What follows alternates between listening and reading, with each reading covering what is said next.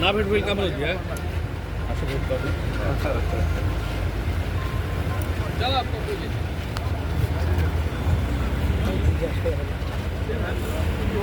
चलो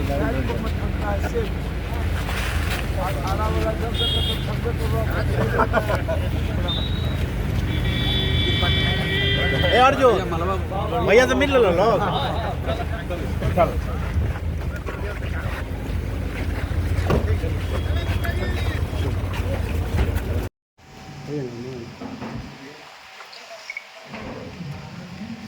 नहीं कौन है अमरिंदर सिंह उसका नंबर भेजिए।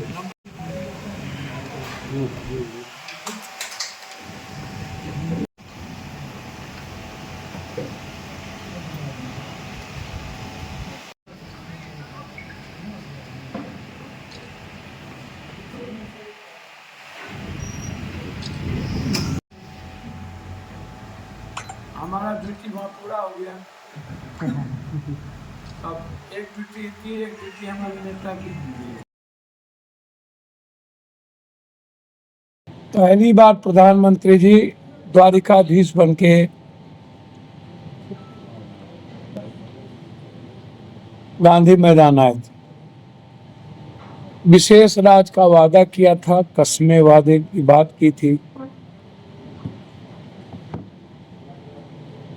वादा तेरा वादा क्या हुआ वो वादा मुझे आज तक पता नहीं था। फिर दूसरे बार वो आरा के राम मैदान में आए और उन्होंने 1.25 लाख करोड़ की बात कही। तो 1.25 लाख करोड़ क्या हुआ मुझे नहीं। 12 साल में बिहार के लिए एक फैक्ट्री नहीं, एक विशेष पैकेज नहीं, बंद पड़ी फैक्ट्री नहीं, ना ही कोई भी नई प्रोडक्टिविटी, ना मक्का पे, ना मखान पे, ना दूध पे, ना धान पे, ना फूड प्रोसेसिंग, ना ही जूट पे। किसी भी जीवन या का करने वाले किसी भी जो बिहार का सबसे निर्मित जीवन जीने का माध्यम है, उस पर एक भी फैक्ट्री 12 साल में नहीं हुई। आज वो मधुबनी गए थे जहां भारत की दुनिया की सबसे मजबूत मधुबनी प्रिंटिंग पर कुछ नहीं बोले। आज भी उन्होंने अवसर को चुनने का प्रयास किया। उनका और मुख्यमंत्री जी का मुस्कुराता हुआ चेहरा, ताली बजवाना और 2 मिनट के लिए भी खड़े होकर के मौन नहीं रखना और आज भी अवसर को राजनीति में परिणति में बदलना, यह दर्शाता है कि हमारे देश के प्रधानमंत्री संवेदनहीन हैं। संवेदना नाम की चीज नहीं है उनके पास। हर घटनाओं को अवसर में लेने के अलावे, राजनीति और सियासत के अलावे कोई रास्ता नहीं बचता। पुलवामा की घटना 2019 में घटी। पुलवामा के बाद साजिशकर्ता का नाम नहीं आया। पुलवामा के बाद कौन कौन लोग इन्वॉल्व थे, वो इसमें किनको सजा मिली ये पता नहीं चला। और घटना का राजनीति रंग देकर के बीजेपी ने फायदा लिया। फिर जब बिहार का चुनाव आया तो एक बड़ी घटना हमारे आत्मा पर हुई। देश के 150 करोड़ लोगों को गहरी चिंता, लोग एकता और एकजुटता की बात, लोग शांति की बात, लोग अपने देश की खुशहाली की बात, और सब स्तब्ध है। सबके दिल में उन परिवार के लिए हृदय की गहराइयों से नमन है, श्रद्धांजलि है। और हम ऐसे समय में देशवासी राजनीति से अलग, पाकिस्तान जो आतंकवादियों का अड्डा बना हुआ है, जो आतंकवादी ना तो पाकिस्तान को छोड़ता है ना किसी देश को छोड़ता है, जिस पाकिस्तान की सरकार या एसआई के सह पर इन आतंकवादियों को प्रोटेक्शन मिलता है, क्या आप उस प्रोटेक्शन देने वाले साजिशकर्ता के खिलाफ आप निर्णय लेंगे? कब ले? पुलवामा के बाद साजिशकर्ता का क्या हो? सबसे ज्यादा हमले 2014 के बाद आतंकवादी हमले हुए। आज तक आपने एक बार भी श्रेय नहीं लिया, आपने नहीं कहा कि आपका 56 इंच का सीना क्या हुआ। आप हमें यह बताइए, यह जो आंतरिक सुरक्षा का मामला वो गृह मंत्री से जुड़ा, वो 82 साल के बूढ़े जिस पर करोड़ों अरबों रुपए खर्च किए जाते हैं, अजीत डोभाल से जुड़ा हुआ। क्या हुआ अजीत डोभाल जी का लगातार विदेश यात्रा, और क्या अजीत डोभाल जी को और हमारे आईबी और रॉ को और गृह मंत्रालय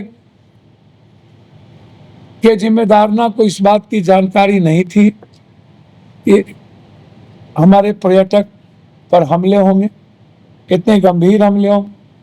जो लोग गृह मंत्रालय के पदाधिकारी या गृह मंत्रालय जो जिम्मेदार मंत्री है, नेता है, अविलंब उनको स्वीकार करते हुए इस्तीफा देना चाहिए। आंतरिक सुरक्षा कहाँ पर चूक हुई, इसकी इंक्वायरी होनी चाहिए, इसकी जांच होनी चाहिए कि इसमें कौन कौन लोग इन्वॉल्व हैं। पाकिस्तान के लोग इन्वॉल्व, कितने लोग, हमारे यहाँ कितने लोग इन्वॉल्व, ये सबसे इंपॉर्टेंट है। अभी हमें आने वाले समय में जो बहुत बड़ा हमारा पर्यटक धार्मिक अनुष्ठान होना, लोग जाएंगे अमरनाथ, हमारी सुरक्षा का केंद्र बिंदु अमरनाथ होना चाहिए। मैं आदरणीय नरेंद्र मोदी जी से कुछ बात जानना चाहूंगा, देश जानना चाहूंगा कि चाइना हमारी जमीन ले लेती है, हम मौन होते हैं, आप कुछ नहीं बोलते। आप होम मिनिस्टर से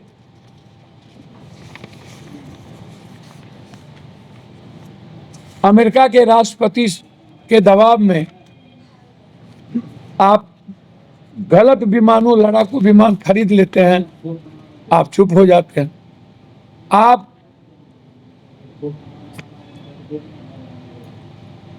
ये जो सैनिक का जमीन है, आप रामदेव को दे देते हैं। 1.5 लाख से ऊपर आप सैनिक की बहाली कोरोना के बाद नहीं करते। आप 4 साल की अग्निवीर के सिपाही को परिवर्तित कर देते हैं, बना देते हैं। यदि 4 साल से ऊपर युद्ध लगातार रह गया तो फिर आप बताइए कि हमारे देश का भला कहां से हो। इतने दिनों के अंदर आप हमेशा सरकारी कंपनियों को आप बेच देते हैं विनिवेश करने के नाम पर।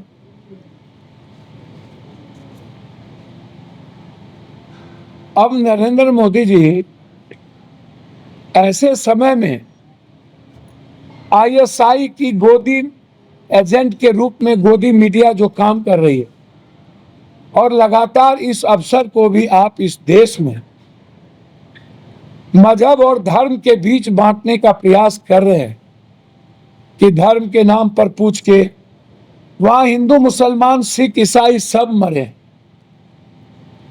एक धर्म के लोग नहीं मरे। वहां पर एक एक जिनको जहां मौका मिला, चाहे वो मुसलमान हो, चाहे कोई सनातन हो, चाहे कोई सिख हो, ईसाई हो, सबने एक दूसरे का सहयोग करके बचाया।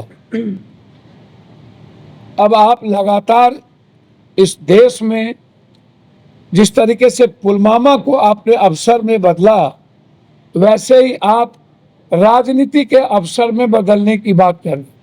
अभी जरूरत है हमें साजिशकर्ता का पता कर उसको लाने की, सजा देने की। अभी जरूरत है हमको पूरे दुनिया के देशों से सहयोग लेने की। अभी जरूरत है पाकिस्तान को तिनखैया घोषित करवाने की, अलग थलग करने की। अभी जरूरत है कि हर कीमत पर हमारा जल जंगल जो जमीन है वह सुरक्षित रहे, सेना की बहाली हो। तो इन मुद्दों पर प्रधानमंत्री जी का वो, बस हम आपसे ये जानना चाहते हैं कि आप आज बोले कि कल्पना भी नहीं की जा सकती। तो पुलवामा के बाद क्या हुआ? आप 12 सालों से हैं, आपने अभी तक 12 सालों के अंदर अपने किसी पड़ोसी देश से अच्छे रिश्ता नहीं रख पाए। हमें नेपाल आंख दिखा देता है, श्रीलंका हमसे दूर रास्ता बंद कर देता है, बांग्लादेश, आप पाकिस्तान की बात, सऊदी अरब आप जाते, आप अरब जाते, आप सभी जगह जाते, आप शेख हसीना को आप इंडिया में रखे हुए, और दूसरी तरफ आप एक ऐसी गोदी मीडिया के द्वारा तनाव की स्थिति पैदा करना। हम लोग शांति की अपील करते हैं, हम हृदय की गहराइयों से श्रद्धांजलि की बात करते हैं, और आप इस घटना को भी हिंदू मुसलमान से जोड़, ये क्या ये गोदी मीडिया हमारे देश को नहीं बख्शेगी? क्या आप उसको अवसर बनाने में बहादुर हमेशा रहेंगे? ये सबसे महत्वपूर्ण मामला है, बिंदु है। इसीलिए हम इस देश के 150 करोड़ लोग शांति की अपील करते हैं और हृदय की गहराइयों से उस परिवार को नमन करते हैं, श्रद्धांजलि देते हैं, और देश के लोगों से अपील करते हैं कि गोदी मीडिया और बीजेपी का जो टूल है, जो एक ही कामों पर लगा हुआ रहता है कि हर घटना को अवसर में बदलते हुए हिंदू मुसलमान में परिणति की जाए, जो बिल्कुल ही देश के संविधान, देश की संस्कृति और देश के शांति के खिलाफ है। हम हर उस प्रयास को हम होने ना दें जो देश के अमन को बिगाड़ता है, शांति को बिगाड़ता है। इसीलिए प्रधानमंत्री जी, आज आप आए और आप कह रहे हैं ये आप 12 सालों में क्या क्या किए, ये बताना चाहिए। आपने कब स्वीकार किया? 46 लाख लोग मर गए, तब भी आपने स्वीकार कोरोना में नहीं किया कि मेरे कारण मरे। लगभग आपदा में इतने लोग किसान मरे, आप नहीं स्वीकार करते हैं। ट्रेन हादसा में मरे, नहीं स्वीकार करते हैं। आप लगातार उठा करके देखिए, उसके बाद सुई के कारण कितने लोग मरे, आप स्वीकार नहीं करते हैं। तो इस देश में आप कभी किसी चीज को स्वीकार करते ही नहीं है कि आपके कमियों के कारण हुई। यह घटना आज कमियां निकालने की नहीं है, एक होकर के हमें साथ खड़े होने की जरूरत है। और हम सरकार कोई भी सही फैसला ले तो हम लोग उसके साथ खड़े रहेंगे। लेकिन आप खुद आज कह रहे हैं कि कल्पना, आप हमेशा मोदी है तो मुमकिन है। हम देशवासियों से कहना चाहेंगे, नोटबंदी में लोग मरे, इन्होंने स्वीकार किया। डॉलर की स्थिति क्या है, इन्होंने कभी स्वीकार किया। महंगाई की स्थिति क्या है, कभी इन्होंने स्वीकार किया। गैस ऑक्सीजन, गैस सिलेंडर बढ़ा दिया, कभी इन्होंने स्वीकार किया। पूजा का सामान महंगा मिलता है और फल महंगा मिलता है, कभी स्वीकार किया। आम आदमी को ट्रेन की टिकट नहीं मिलती है, प्लेन की टिकट नहीं मिलती है, कभी स्वीकार किया। रुपया की वैल्यू इस दुनिया में सबसे कमजोर है, कभी स्वीकार किया। शेयर मार्केट बिल्कुल गिरी हुई है, कभी स्वीकार किया। टैरिफ पर 26% किसानों पर हमला कभी इन्होंने स्वीकार किया? कभी इन्होंने जाली नोट को लेकर के स्वीकार किया? कभी इन्होंने 15 लाख रुपया लेकर के स्वीकार किया? कभी 2 करोड़ नौकरी को लेकर के स्वीकार किया? कभी इन्होंने काला धन को वापस लाएंगे इन्होंने स्वीकार किया? 1.25 लाख करोड़ रुपया देंगे इन्होंने स्वीकार किया? एक भी मुद्दा बता दीजिए कि 12 सालों में नरेंद्र मोदी जी आपके रहते हुए 56 इंच के सीना के बाद भी आज भी यदि हिंदू खतरे में है तो आपको एक पल भी प्रधानमंत्री के कुर्सी पर नहीं रहने का राइट। आप जातीय और धार्मिक उन्माद में भरोसा करते, आप एकता में भरोसा नहीं करते, जबकि सारी घटनाएं 12 सालों के अंदर भी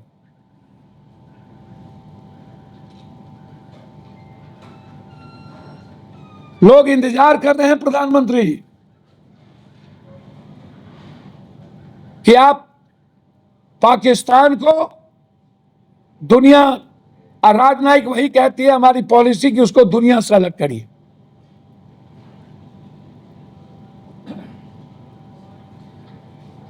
बिहार के बारे में लॉ एंड ऑर्डर बिल्कुल कोलैप्स है। बिहार भगवान भरोसे है।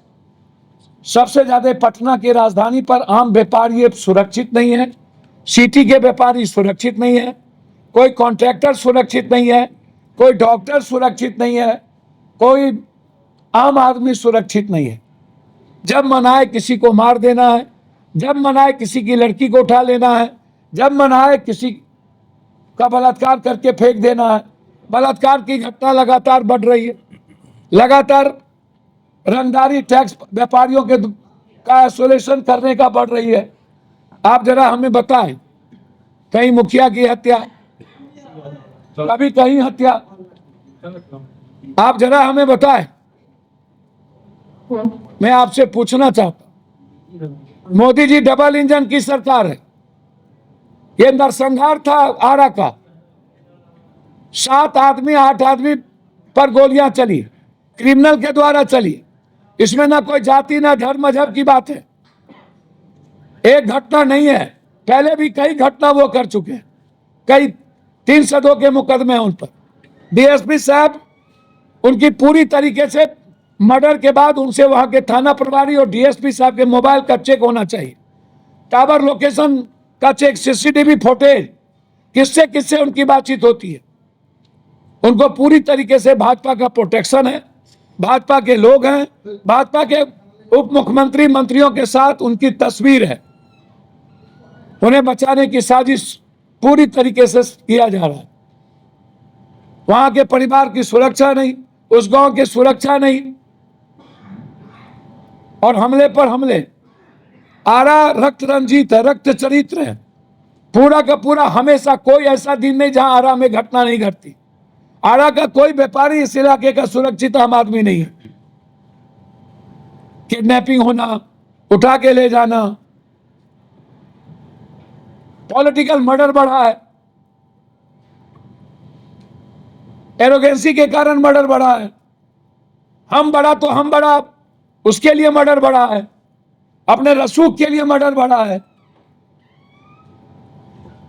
लगातार जमीन, शराब, गांजा, बालू, स्मैक, ड्रग्स, सोलेशन, वाइटनर, इन लोगों के व्यापार के कारण भी मर्डर बढ़े हैं।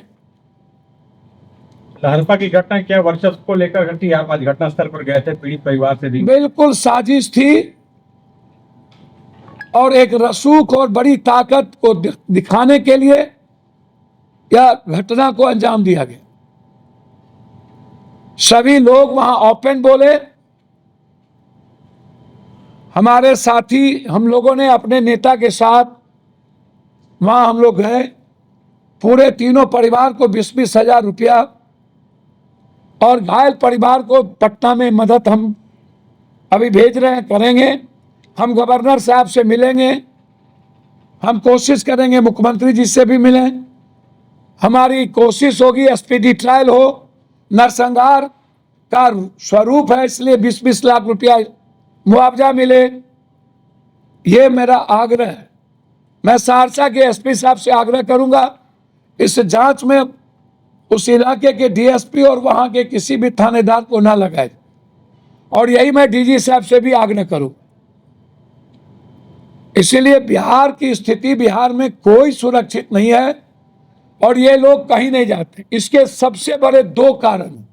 एक बड़ा कारण है कि सभी दल के लोग माफिया और अपराधियों के बदौलत सत्ता में रहना चाहते हैं, सत्ता बनाना चाहते हैं। हर दल के लोग जाति के क्रिमिनल को, बालू, शराब, चाहे बलात्कारी हो, चाहे गांजा बेचने वाला हो, चाहे 47 बेचने वाला हो, चाहे 47 वाले हो, चाहे बलात्कार करने वाले हो, वह उसके स्वजातीय का क्रिमिनल है तो है। और ऐसे लोगों को ही टिकट दे करके अपनी सियासत बचाना चाहते हैं। ऐसे लोग ही मंत्री बन जाते हैं, जो बालू में जिसका पूरा विश्व उंगली इन्वॉल्व है। ऐसे लोग ही एमएलए एमपी बन जाते हैं। तो जब आप ऐसे लोग एमएलए एमपी बनेंगे तो सैया भेल कोतवाल तो अब डर काहे का। तो फिर आम आदमी की हिफाजत और सुरक्षा कहां से होगी? आम आदमी को कौन बचाएगा? एमएलए साहब के द्वारा यदि एक्सटॉर्शन होगा, धमकाया जाएगा, पैसे वसूली होंगे और उनको प्रोटेक्शन मिलेगा सभी पार्टियों का, तो फिर कैसे बचे? मुझे पटना में रीतलाल कह रहे हैं कि सरकार हमारी हत्या की साजिश करवा रही है। अच्छा चलिए, मैं किसी के प्रवक्ता नहीं हूं, वो क्या कर रहे हैं वो जाने, जो जाने जत्ता। मैं अपराध और माफियाओं की बात कर रहा हूं। मेरा किसी से लेना देना ना। अपराधी कोई हो, किसी जात का हो, माफिया कोई हो, जिसके चलते आम आदमी के जीवन जीने में प्रॉब्लम हो, इंसानियत पर खतरा हो और आम आदमी की खुशियां छीनी जाए, उसको कोई पार्टी टिकट ना दे। और अंत में अपराधी इसीलिए मनोबल बढ़ा कि वही अपराधी पदाधिकारी को सभी तरह के ड्रग्स स्मैक्स बेच करके पैसा देता है। वही अपराधी सभी तरह के गांजा सब धंधा करके पैसा देता है। पदाधिकारी का इन्वॉल्व अधिकतर जमीन, बालू, शराब, गांजा में लगा रहता है और ऐसे ही लोग पदाधिकारियों के साथ खड़े रहते हैं। नतीजा है कि आम आदमी की सुरक्षा खत्म हो गई, आम आदमी को जस्टिस मिलने का कोई प्रावधान नहीं है। इसीलिए हाथ जोड़ के आग्रह करते हैं बिहार के सभी दलों के नेताओं से कि आप ऐसे लोगों को तवज्जो नहीं दें। ऐसे अपराधी लोग आजकल एक मंच पर आकर अपने जातियों का नाम लेकर के जिस तरीके से जाति को भी बदनाम करते हैं और अपना रसूख बनाना चाहते हैं, ऐसे लोगों को समाज दरकिनार। पिछले कुछ दिनों में बिहार पुलिस ने कुछ एनकाउंटर की घटनाओं को, भैया हमको तो समझ में नहीं आता। डेली इतनी बड़ी बड़ी घटना, डेली आप बड़ा बड़ा घटना, राइफल बंदूक लेके नाचना, सत्ताधारी एमएलए एमपी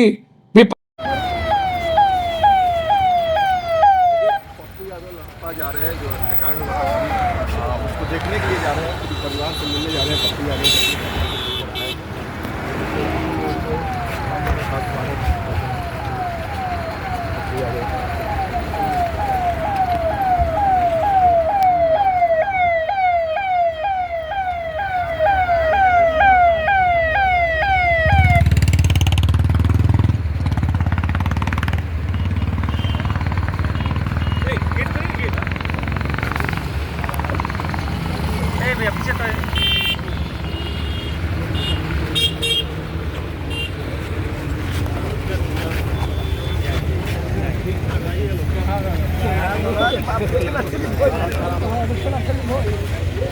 देखिए बोलो हमार टूटल लागल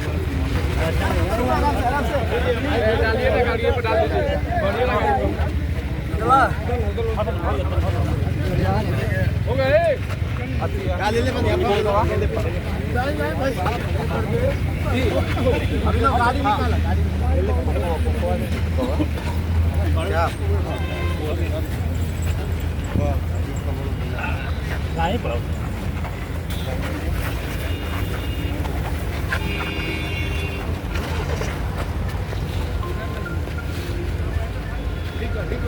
ना भेट वेलकम हो गया। चलो आपको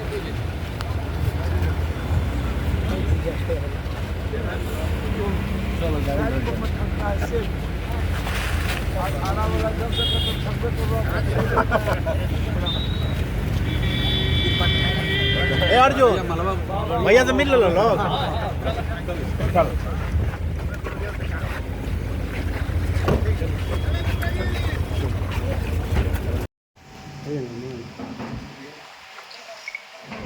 नहीं कौन है अमरिंदर सिंह बात उसका नंबर दे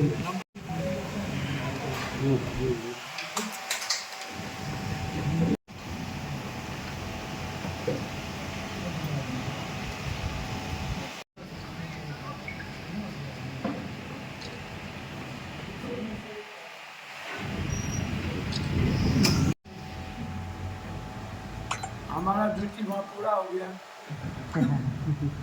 अब एक ड्यूटी थी, एक ड्यूटी हमारे नेता की